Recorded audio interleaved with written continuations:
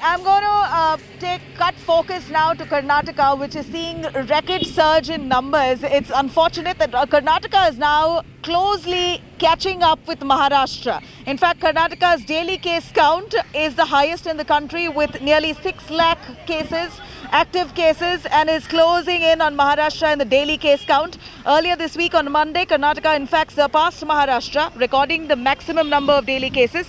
With the rise in cases, the doubling time in Karnataka has now reduced from 84 days on April 15 to less than 30 days on the 12th of May. Now, in the same duration, the doubling time in Maharashtra, on the other hand, has increased from 40 days to 68 days. The daily positivity ratio in Karnataka has now tripled in less than a month, while the daily positivity ratio in Maharashtra is seen now to be on a decline.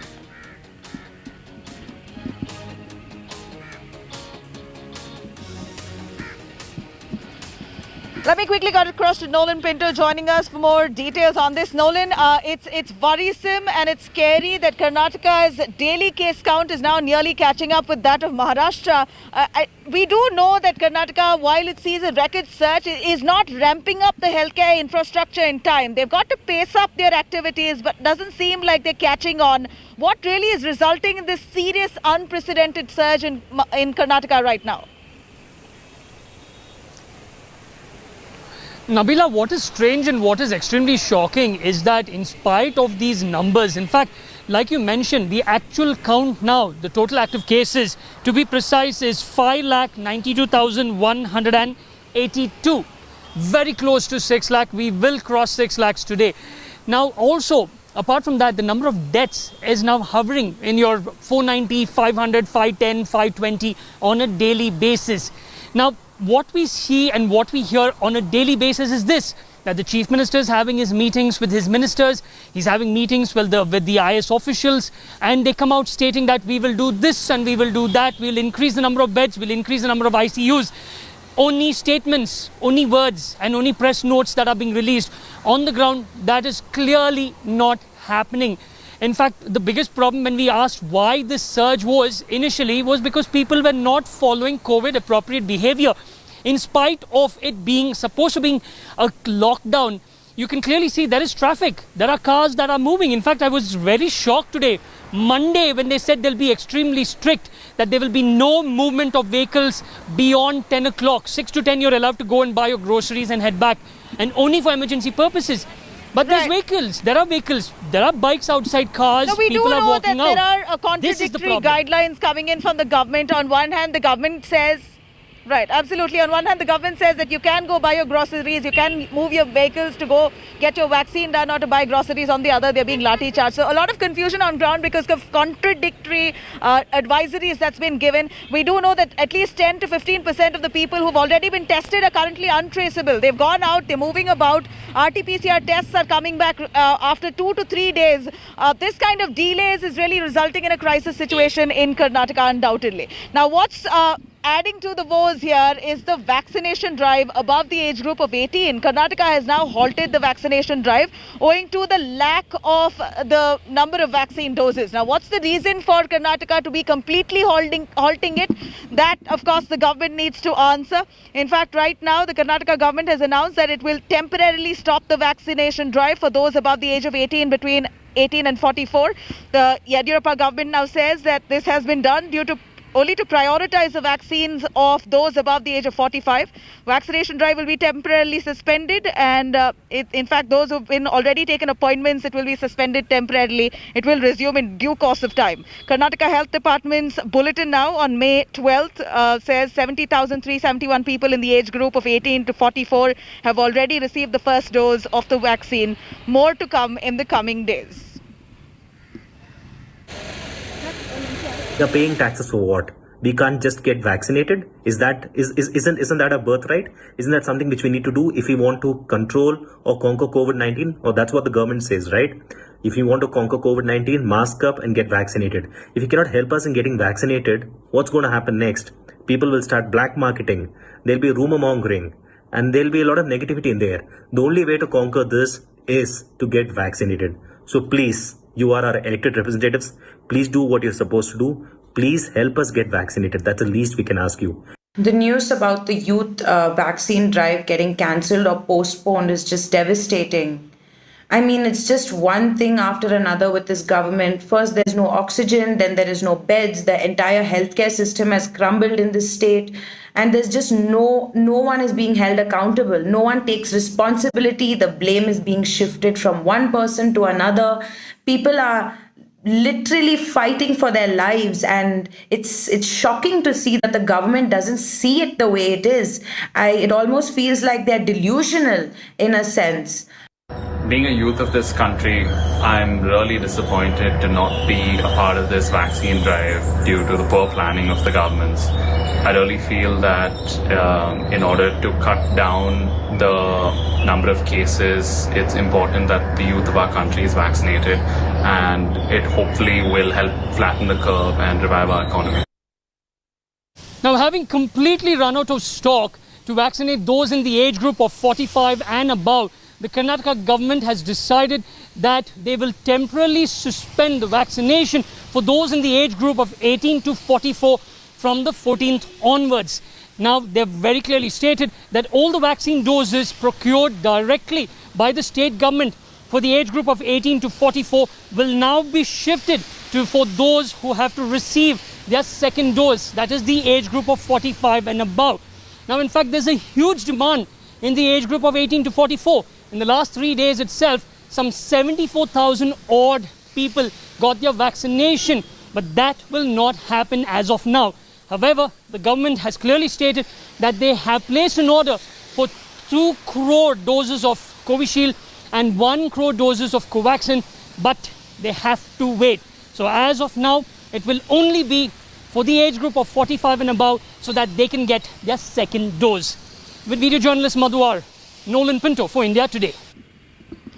Meanwhile, the Congress in Karnataka has stepped up its attack against the BJP-BSY government, has staged a massive protest at the Vidhan Saudha, the state secretariat there, accusing the Yediyurappa government of being caught sleeping when the crisis has hit the state. In fact, KPCC President D.K. Shivkumar, leader of the opposition Siddaramaiah, several other legislators there participated in this protest just yesterday. They've shouted slogans asking for the BJP to ramp up its healthcare infrastructure. In fact, accusing the BJP of not being able to handle this crisis despite Karnataka being exposed to the virus even during the first wave over the last year. They say that even now, hospital infrastructure, beds has not been ramped up, no ventilators, no oxygen, beds, no ICUs. It's disappointing.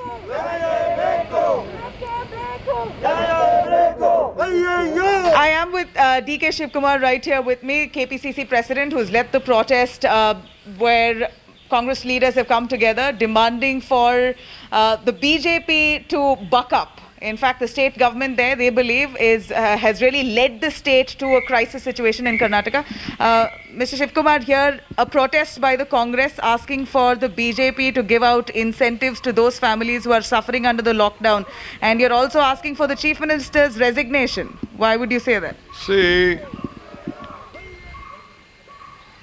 the entire machinery at the national level and the state level has completely failed. There is no planning. After November 30th, when the committee gave a report that you should be very cautious on the second wave, no planning was been done. And all of a sudden, they have announced various lockdowns, strict measures and everything. The entire financial crisis, number one. Number two, not preparation for the entire health, whatever the problems connected to health. No bed planning was there, no medicine, no vaccine.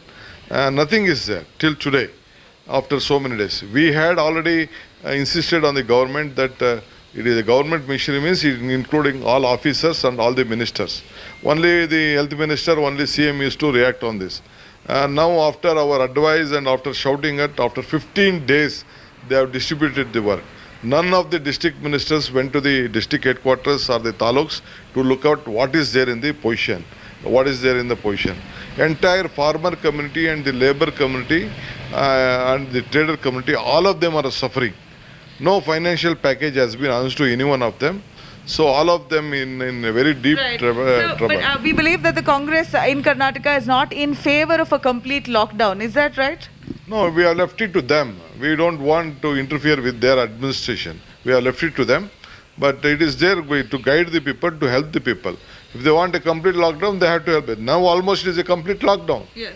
There is nothing, the name of lockdown is not there, but everything has been locked down today. Sir, how do you define a role of a constructive opposition? As an opposition party, we see you all protesting, but what is it that the opposition party is really doing to mitigate the crisis right now? Your contribution? See, we are trying to help the government, we are helping the government, we are giving our advice, they are not taking our advice. We have also set up a lot of COVID care centers, we have set up helpline. Lot of various scandals have been announced by the BJP members, MLAs, MPs and all. Nothing has been taken care. There is a scandal on medical, this one, on oxygen issue.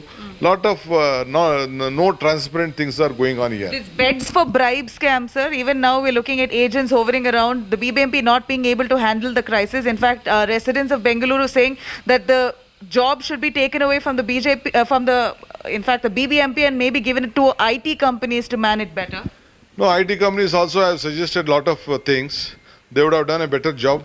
But still, because they want MLAs to have control over this, so MLAs are hand in glove with this all this big scam. What do you say scam? What do you mean by scam and hand in glove? See, they are just blocking the beds in the various patients' name, and they are selling it. That is what the MP has come out, MLA has come out, and it is a fact. So which MLA are you? I don't want to name any individual MLAs. So a quick word on the vaccination drive, 18 plus, that's been shut. They say that there are not enough vaccines and therefore they're not going to start. See, the government made a big blunder in announcing it. I tried from my own house. I asked my daughter to register. She could not open it. She should not come out. No OTP number came back. Then in Bangalore city, nothing was there. Some of them have registered in rural. They have to go from here and register. Then the rural people are shouting at them. It is a big chaos happening. In the meanwhile, a 140-year-old British era 800-bed hospital facility in Kolar Goldfields is now literally been resurrected from the dead. That particular facility has now been ramped up and turned around into COVID care facility. Several BJP and RSS workers have now taken it up as a challenge that they're going to ensure that this is now ramped up to serve patients who are currently in the time of need. Let's take a quick look. Nolan Pinto bringing us this report.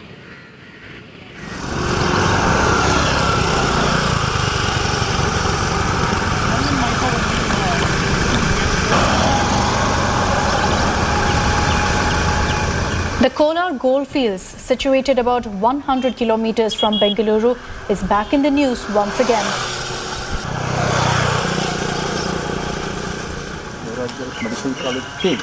An 800-bed British-era hospital, which was one of the biggest in Asia in the 20th century, is now being readied as a COVID care centre.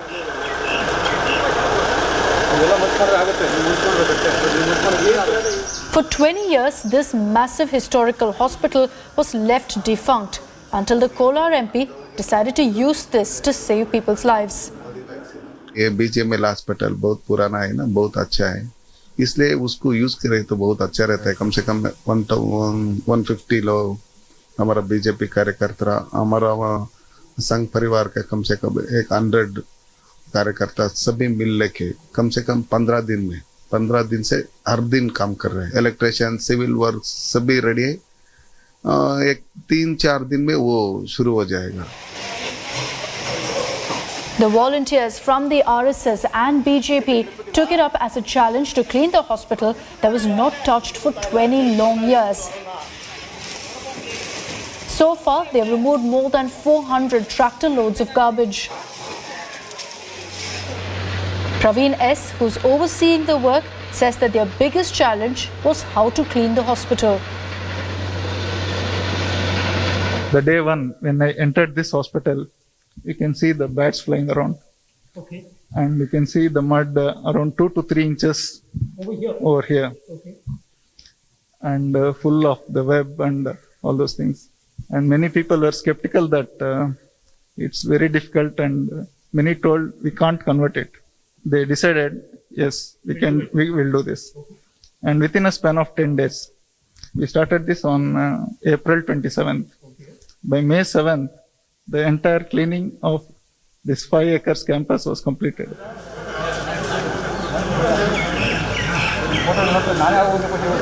Work is now underway to get it functioning as a hospital once all the required infrastructure is in place. 4 rooms are being converted into ICU facilities. Electrification, plumbing and other works are in full swing. They've also decided to make use of the close to 140-year-old iron cots. This particular iron cot that we are both sitting on is almost what, 120, 140 years? It is almost 140 years old. Okay. And it weighs more than 100 kgs. Each cot, yeah. Okay. You have to, at least you require 3 or 4 people to lift this from one place to the other. And you can see the forgings all, it is very old technique. Okay. And its life will be for another 500 years. Well, I'm now standing inside the Edwards ward. This particular ward was set up way back in 1911. In fact, as of now, when the COVID care center is set up, 49 patients can be accommodated over here on these iron cots. I'm still very impressed with these because they are almost 120, 130 years old and they're still strong as ever. And the authorities over here have decided that they will use these same cots in order to treat patients, so they can come over here. Now, it's very interesting, this particular ward. It's built in a T shape. So you have 49 beds, all kept separately, so there's enough space. In fact, for 10 days, in just a matter of 10 days, volunteers from the BJP and the RSS came over here, took it up as a challenge in order to get this ready. And in 10 days' time, they have actually managed to finish this. Citizens now want the central government, who controls this hospital, to convert it into a major government hospital on par with the Victoria Hospital in Bengaluru. So as a citizen of this land of gold, I would generally thank our MP for the needful job. He's done a fantastic job along with the localites here, volunteers here working day and night for the almost 12 to 15 days now. I urge the high authorities, the state as well as the central government to look into the matter after the pandemic. This government hospital, the BGML hospital, shall be continued as a regular hospital to serve the people of KGF. A very good initiative to help the people over here in a hospital that was set up way back in 1880. It was left defunct for almost 20 odd years. Something very different which will help the residents, the citizens, especially of KGF. With video journalist Madhuar, Nolan Pinto for India Today. Well, now it's well established that there's the healthcare infrastructure in Karnataka right now is maxed out, while patients are really hustling to find oxygenated beds at hospitals. At a time like that, while they're rushing around to find one, patients' oxygen levels are seen dipping, and that's a very critical moment where they need help. The Oxygen on Wheels service that's now been rolled out by an NGO in Karnataka, where the Karnataka government has given out its BMTC buses to an NGO. The NGO has placed about 8 odd oxygen cylinders inside that bus. So anybody waiting outside hospitals or anywhere who want emergency oxygen, this Oxygen on Wheels service really does it, it really helps them at a time of need. If handled well, this could be really a lifesaver. Just now I thought of his oxygen level is coming down actually.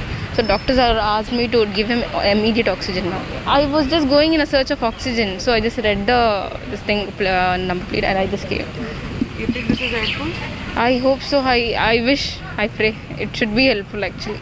I have 7 months old baby just now whom I have given birth, so I need him. Don't get upset. So yes, I think it will be helpful. They are helping us, so I think. I wish. Please pray.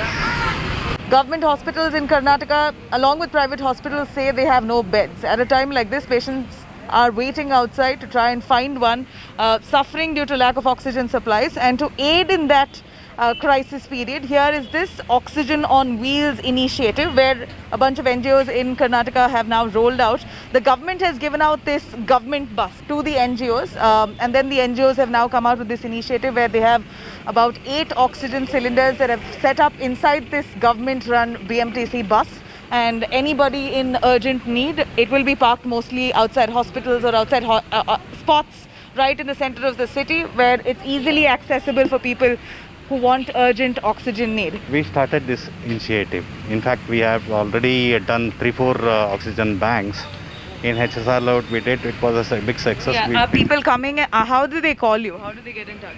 We upload in the media, so all sort of medias and our groups, and people are mostly word of mouth. Word of mouth and this thing also. Okay. WhatsApp group. We see right now. We see also nurses inside who are there to aid the patient. In fact, there's a COVID patient sitting right inside. Intensive care nurses. Okay. And you've hired them. The NGOs hired the nurses. We do hire them. Very well done. Here the NGOs now coming together who started this initiative, Oxygen on Wheels. So word of mouth, the numbers of the helpline numbers already been spread out. We see people already coming and taking their service. Let's hope the situation improves soon enough. With camera person Pavan Kumar, Nabila Jamal for India Today, Bengaluru. Now, Tamil Nadu is no different, looking for urgent need of oxygen supplies. After getting a green signal from the Supreme Court and the Tamil Nadu government, Vedanta Sterlite plant has rolled out its first oxygen producing units. It's now they've just rolled out the first batch of this life-saving gas that's produced at their unit. In fact, 5 tons of oxygen having 98% purity, which was produced at the plant, left for Tirunelveli district. 10 tons of the oxygen will be produced at the Sterlite factory for 3 days, post which production of 35 tons of oxygen will begin.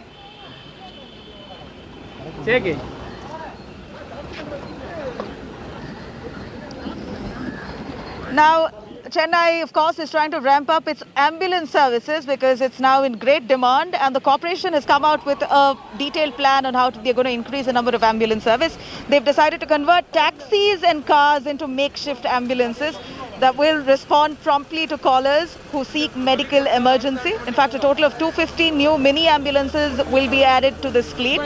Presently, it would be provided, in fact, it will be providing relief to those patients who don't need medical oxygen, only those who need some attention, who need some help to be flying around from one place to the other, but they are not oxygenated. Remember, reporting an average of 7,000 COVID cases per day, and ambulances are queuing up outside major hospitals seeking oxygen beds.